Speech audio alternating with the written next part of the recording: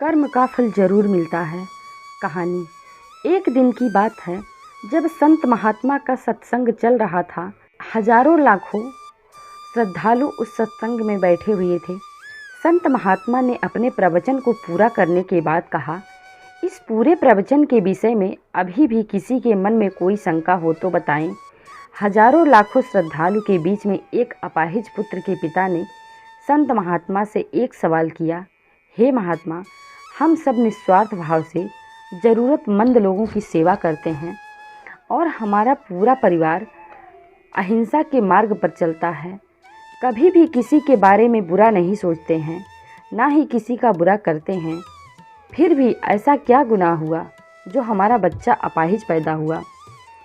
फिर गुरु ने जवाब दिया, वैसे तो मैं यह बात नहीं बता सकता, फिर भी आपके मन में दुविधा है तो सुनो। यह जो बच्चा है दोनों टांगों से बेकार है।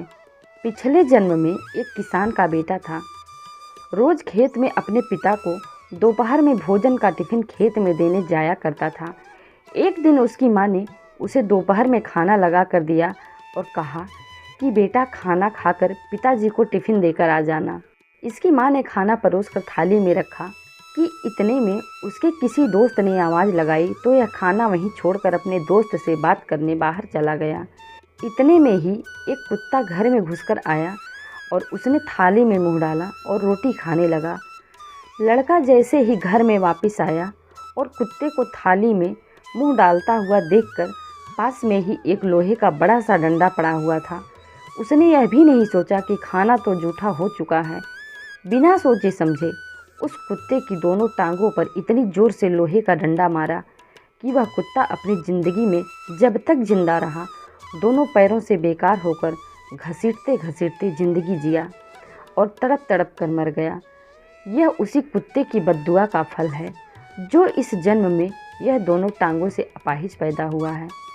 संत महात्मा ने कहा, पुत्र, इस संसार में इंसान को अपने कर्मों का फल भुगतना ही पड़ता है। इस जन्म में अगर किसी की टांग तोड़ी है तो स्वाभाविक है कि अगले जन्म में आपकी टांग टूटनी ही है। अगर आप किसी को भी नुकसान पहुंचाओगे तो आपका भी नुकसान होना ही है, इस जन्म में नहीं तो अगले जन्म में। इसलिए जो भी कर्म करो सोच समझ कर करो।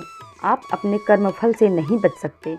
आप जहाँ भी जाते हैं, जो कुछ भी करते हैं, आपके कर्म ही आपको शांतिपूर्वक देख रहे होते हैं। किसी भी दिन आपको आपके कर्म का फल पृथ्वी पर वहन करना ही होता है। इसलिए हर समय उचित कर्म करना अनिवार्य है। भगवान श्री कृष्ण ने गीता में कर्म को प्रधानता देते हुए यहाँ तक स्पष्ट किया है कि व्यक्ति की यात्रा जहाँ से छूटती है अगले जन्म में वह वहीं से प्रारंभ होती है। जो प्रकृति के नियमों का पालन करता है वह परमात्मा के करीब है। लेकिन ध्यान रहे, यदि परमात्मा भी मनुष्य के रूप में अवतरित होता है तो वह उन सारे नियमों का पालन करता है जो सामान्य पुरुषों के लिए हैं। इस जन्म या अगले जन्म में हर बुरे भले कर्म का प्रतिफल निश्चित रूप से भोगना पड़ता है। दोस्तों, कैसी लगी वीडियो आपको? अगर अच्छी लगे हो तो चैनल को सब्सक्राइब करके बेल आइकन को प्रेस कर दें ताकि हमारी हर आने वाली वीडियो सबसे पहले आप तक पहुंचे। और हाँ, लाइक, शेयर और कमेंट करना ना भूलें। धन्यवाद।